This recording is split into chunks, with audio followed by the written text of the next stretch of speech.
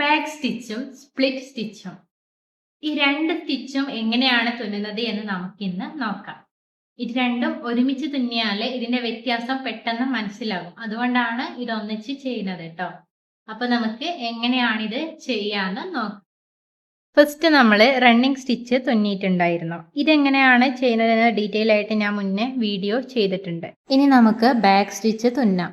അതിനായിട്ട് ഞാൻ ആദ്യം ഒരു ലൈന് വരച്ചു കൊടുക്കുന്നുണ്ട്. അതിൻ്റെ മുകളിൽ സ്റ്റിച്ചിൻ്റെ പേര് കൂടെ എഴുതി കൊടുക്കുന്നുണ്ട് കേട്ടോ.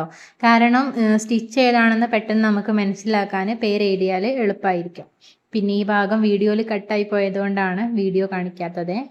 പിന്നെ ഇതേപോലെ നിങ്ങൾക്ക് സ്റ്റിച്ചിൻ്റെ അകലം പെർഫെക്റ്റ് ആയിട്ട് കിട്ടണമെന്നുണ്ടെങ്കിൽ ഞാൻ ജസ്റ്റ് ഒന്ന് മാർക്ക് ചെയ്തിട്ടുണ്ടായിരുന്നു. അതേപോലെ മാർക്ക് ചെയ്ത് കൊടുത്താൽ എളുപ്പമായിരിക്കും കേട്ടോ.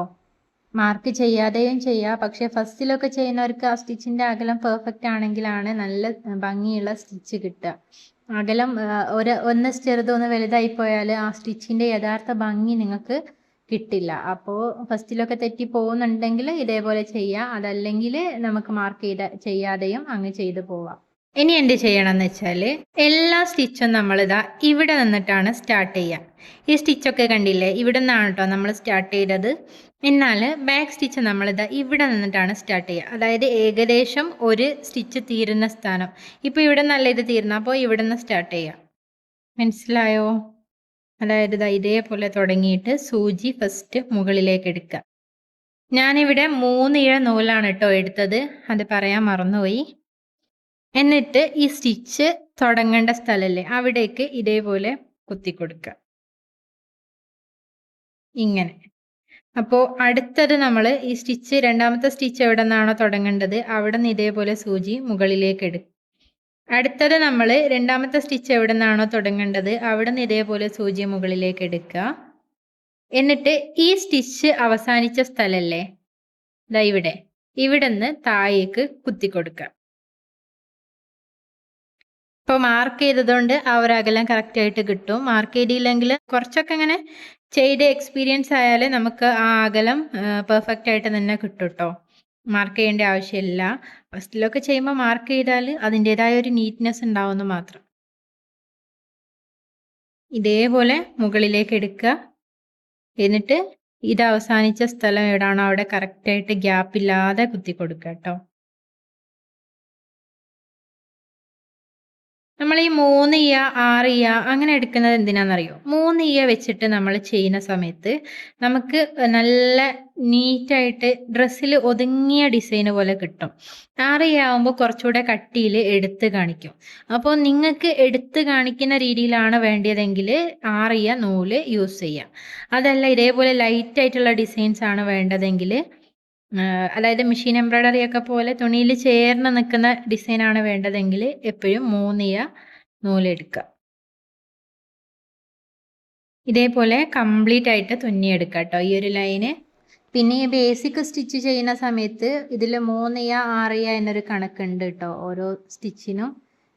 ഹാൻഡ് എംബ്രോയ്ഡറിയിൽ നമ്മൾ മോട്ടിഫ് ചെയ്യുമ്പോഴുള്ള കാര്യമാണ് ഞാൻ ഉദ്ദേശിച്ചത്. ഇങ്ങനെ കേട്ടോ ഈ സ്റ്റിച്ച് ഉണ്ടാവുക. നമ്മളിതാ ഇതേപോലെ ഈ ഒരു അകലം കണക്കാക്കി സൂചി മുകളിലേക്ക് എടുക്കുക. എന്നിട്ടിതാ കറക്റ്റ് ഇത് അവസാനിപ്പിച്ച പോയിന്റിൽ നിന്ന് താഴേക്ക് എടുക്കുക. ആ ലൈന് കംപ്ലീറ്റ് ഫില്ലായി കിട്ടും. റണ്ണിങ് സ്റ്റിച്ച് ചെയ്യുമ്പോൾ ഇവിടെ കണ്ടില്ലേ ചെറിയ ഗ്യാപ്പ് വരുന്നത്, എന്നാൽ ബാക്ക് സ്റ്റിച്ച് ആ ഗ്യാപ്പ് ഇല്ലാതെ നമുക്ക് കിട്ടും. ഔട്ട്ലൈനൊക്കെ ചെയ്യാൻ നല്ലൊരു സ്റ്റിച്ചാട്ടോ ഇത്. ഫസ്റ്റ് ചെയ്യുമ്പോൾ ബുദ്ധിമുട്ടുണ്ടെങ്കിൽ ഞാനിപ്പോൾ കാണിച്ചെന്ന് ഇതേപോലെ ചെയ്യുക. കുറച്ചുകൂടെ സ്പീഡിൽ ചെയ്ത് തീർക്കണം എന്നുണ്ടെങ്കിൽ ഇതേപോലെ ഫസ്റ്റ് സൂചി മുകളിലേക്ക് എടുത്ത ശേഷം, ഇതൊക്കെ എല്ലാവർക്കും അറിയുന്ന കാര്യമാണ്, എന്നാലും ഫസ്റ്റ് ബിഗിനേഴ്സ് ആയിട്ടുള്ള ആൾക്കാർക്ക് എളുപ്പത്തിന് വേണ്ടിയിട്ട് പറയാണ്. സൂചി താഴ്ത്തിയിട്ട് ആ താഴ്ത്തുന്നതിനൊപ്പം തന്നെ ഇപ്പുറത്തെ സ്റ്റിച്ചിൻ്റെ അകലത്തിൽ ഇങ്ങനെ സൂചി വയ്ക്കുക. എന്നിട്ട് മുകളിലേക്ക് എടുക്കുക.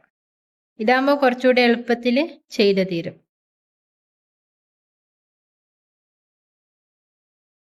ഇങ്ങനെ പെട്ടെന്ന് ചെയ്തു പോവാം.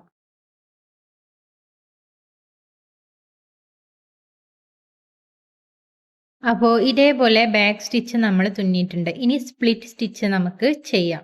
അതും ഞാൻ ഈ സെയിം കളർ ത്രെഡിൽ ചെയ്ത് കാണിക്കാം. അപ്പോൾ നിങ്ങൾക്ക് അതിൻ്റെ ഒരു വ്യത്യാസം പെട്ടെന്ന് മനസ്സിലാക്കാൻ പറ്റും. അപ്പോൾ അതിന് നമ്മൾ ഇതേപോലെ ഒരു ലൈന് വരച്ചു കൊടുക്കാം കേട്ടോ. സ്റ്റിച്ചിന്റെ പേര് എഴുതാം. ഇനി നമുക്ക് തുടങ്ങാം. നമ്മൾ ബാക്ക് സ്റ്റിച്ച് തുന്നിയ പോലെ തന്നെ ഇവിടെ നിന്നല്ല, കുറച്ച് ഇപ്പുറത്ത് ഗ്യാപ്പ് ഇട്ടിട്ടാണ് കേട്ടോ ഇതും തുന്നേണ്ടത്. ഇതേപോലെ നമുക്ക് സൂചി മുകളിലേക്ക് എടുക്കാം. എന്നിട്ട് ബാക്ക് സ്റ്റിച്ച് എങ്ങനെയാണോ തുന്നിയത് അതേപോലെ ഫസ്റ്റിലെ സ്റ്റിച്ച് നമ്മൾ താഴേക്ക് എടുക്കുക. കണ്ടോ, ഇതേപോലെ. ഇനി അടുത്ത സ്റ്റിച്ച് നമ്മൾ കുറച്ചൊരു ബാക്ക് സ്റ്റിച്ചിന് തുന്നിയ അത്ര ഗ്യാപ്പ് ഇടണ്ട കേട്ടോ. ഇതിന്റെ ഒരു പകുതിയോളം ഗ്യാപ്പ് ഇട്ടാൽ മതിയാകും. ശ്രദ്ധിക്കണേ. ഏകദേശം തന്നെ ഞാൻ ഇവിടെ നിന്ന് എടുത്തിട്ടുണ്ട്. ബാക്ക് സ്റ്റിച്ച് തുന്നിയ അത്ര ഗ്യാപ്പ് കൊടുത്തിട്ടില്ല.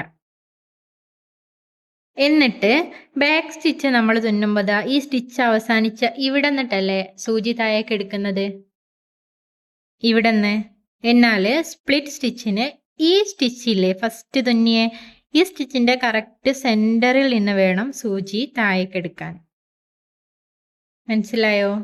ഇങ്ങനെ ഉണ്ടാവും കേട്ടോ. ഇങ്ങനെ വരും കാണാൻ. അപ്പൊ അടുത്ത സ്റ്റിച്ച് എന്ത് ചെയ്യണം, ഇവിടെ നിന്ന് ഏകദേശം ഇത്ര തന്നെ ഒരു ഗ്യാപ്പ് ഇട്ടിട്ട് എടുക്കാം. കാരണം ഈ സ്റ്റിച്ച് ഇവിടെ അല്ലേ വരുന്നത്. അപ്പോൾ ഈ ബാക്ക് സ്റ്റിച്ചിന്റെ അത്ര ഗ്യാപ്പ് നമ്മൾ എടുക്കണ്ട, കാരണം ഇതിന്റെ സെന്ററിലാണല്ലോ വരുന്നത്. അപ്പോൾ ഇത് നമ്മൾ രണ്ടാമത്തെ സ്റ്റിച്ച് തുന്നി. ഈ സ്റ്റിച്ചിന്റെ ഈ രണ്ടാമത്തെ സ്റ്റിച്ച് ഉണ്ടാവില്ലേ, അതായത് ഫസ്റ്റ് എടുത്തതല്ല രണ്ടാമത് നമ്മൾ എടുത്ത്, അതിന്റെ കറക്റ്റ് സെന്ററിൽ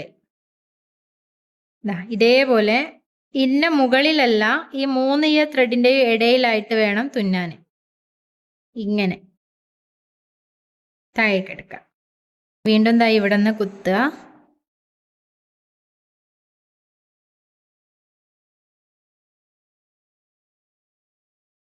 മനസ്സിലായെന്ന് വിചാരിക്കുന്നു. ഇതേപോലെ നമ്മൾ മുകളിലേക്ക് എടുക്കുക. ഈ ബാക്ക് സ്റ്റിച്ച് എങ്ങനെയാണോ തുന്നിയത് അത് ഈ നൂലിലേക്ക് കയറ്റി കുത്താനേ ഉള്ളൂ. അപ്പം അത് ശ്രദ്ധിച്ച് ചെയ്താൽ കുറച്ചുകൂടെ ഭംഗിയിൽ കിട്ടും. അകലം ഓരോ സ്റ്റിച്ചും എല്ലാ സ്റ്റിച്ചും കറക്റ്റ് അകലത്തിൽ തുന്നാൻ നോക്കുക. അപ്പോൾ നമുക്ക് നല്ല പെർഫെക്റ്റ് ആയിട്ട് തന്നെ കിട്ടും. ഇത് കണ്ടോ, ഇത് തമ്മിലുള്ള വ്യത്യാസം. സ്പ്ലിറ്റ് സ്റ്റിച്ച് കുറച്ചുകൂടെ നല്ല ഭംഗിയിൽ കവറായിട്ട് കിട്ടും. ബാക്ക് സ്റ്റിച്ച് ഇങ്ങനെയാണ് ഉണ്ടാവുക. ഇനി ഇതിങ്ങനെ നമുക്ക് കംപ്ലീറ്റ് ആയിട്ട് തുന്നി പോവാം.